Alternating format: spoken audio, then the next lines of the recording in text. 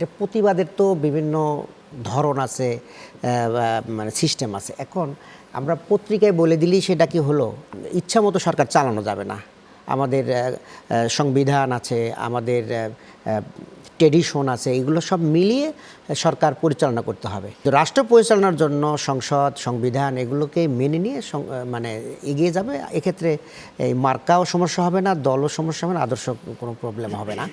দেখুন, আমাদের এই বাংলাদেশে এই জোটবদ্ধ আন্দোলন নির্বাচন নতুন নয়, অতীতেও এরকম হয়েছে এবং দেশ স্বাধীনের আগেও একটা জোটের ইলেকশন হয়েছিল 54 সালে যুক্তফ্রন্ট নির্বাচন।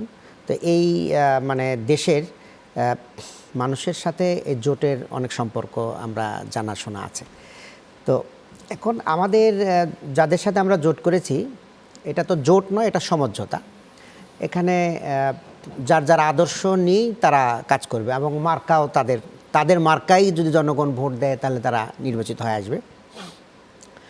এর আগে আমরা কিন্তু বিএনপির সাথে আমাদের একটা জোট হয়েছিল, রাজনৈতিক জোট, এবং সেখানে বলা হয়েছিল একসাথে আন্দোলন, একসাথে নির্বাচন, একসাথে সরকার গঠন। ঠিক ওইভাবে আমরা 5 বছর সরকারে অংশগ্রহণ করে আমরা কাজ করেছি, কিন্তু কারো আদর্শের সাথে কারো আদর্শ কোনো সমস্যা হয়নি।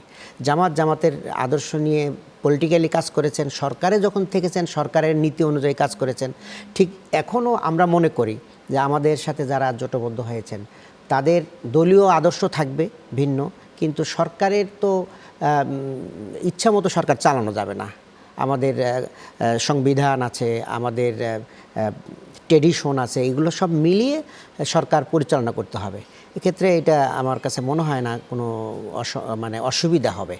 আর আদর্শ হিসাবে যার দল তার প্রচারণা চালাবে, সেই অনুযায়ী তার সংগঠন বাড়বে এবং আগামীতে তারা তাদের কার্যক্রম কীভাবে এগিয়ে নিয়ে যাবে সেগুলো তাদের দলীয়ভাবে সিদ্ধান্ত হবে।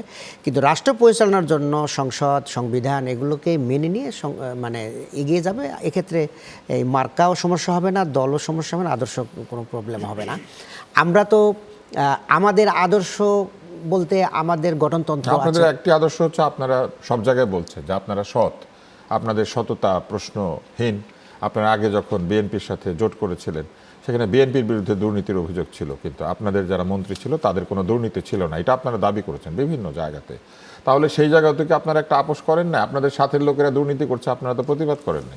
না, আমরা আমাদের এটা প্রতিবাদের তো বিভিন্ন ধরন আছে, মানে সিস্টেম আছে। এখন আমরা পত্রিকায় বলে দিলেই সেটা কি হলো, আমরা তো যখন ভিতরে ভিতরে ক্যাবিনেটে বসেছি সেখানে কথা হয়েছে, পার্সোনালি দল যখন হয়েছে কথা হয়েছে, সেখানে আমরা বলেছি যে এটা রেকটিফাইড করা দরকার, এটা এইভাবে করলে ভালো হয় এরকম।